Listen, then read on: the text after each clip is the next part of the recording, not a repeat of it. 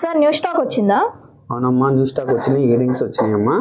ఈ ear rings ఇంకా finishing అవ్వలేదు. మన దగ్గర జస్ట్ ½ గ్రామ్ నుంచి స్టార్ట్ అవుతుంది.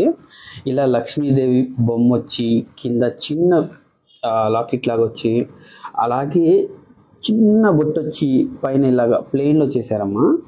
ఇవి ఇంకా ఫినిషింగ్ అవ్వలేదు. ఫినిషింగ్ అవ్వగానే రీల్ చేస్తాను.